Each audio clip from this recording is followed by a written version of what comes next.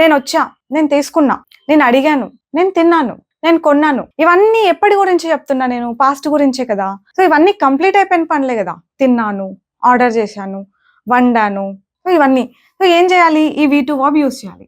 పాస్ట్లో కంప్లీట్ అయిపోయిన పనులకి మనం జస్ట్ V2 వాడితే సరిపోతుంది. నేను తిన్నాను అంటే I ate, ఆమె వచ్చింది అంటే షీ కేమ్, ఆమె ఆర్డర్ చేసింది అంటే షీ ఆర్డర్డ్.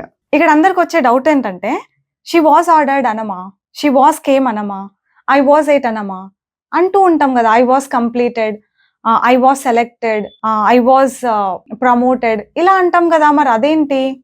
కరెక్ట్ గానే విన్నారండి అది మీరు.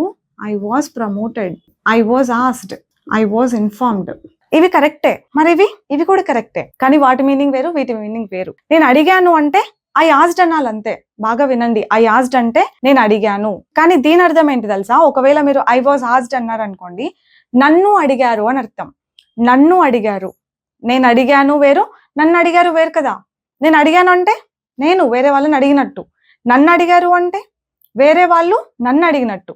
దీని అర్థం అది. నన్ను అడిగారు వేరే వాళ్ళని, నేను అడిగాను అనాలంటే సింపుల్గా ఐ ఆస్డ్ అనాలి. ఐ వాజ్ ప్రమోటెడ్ అంటే నేను ప్రమోట్ అయ్యాను, అంటే వేరే వాళ్ళు నన్ను ప్రమోట్ చేసినట్టు. నేను ప్రమోట్ అయ్యాను. ఐ ప్రమోటెడ్ అంటే నేను ప్రమోట్ చేశాను అని అర్థం వస్తుంది.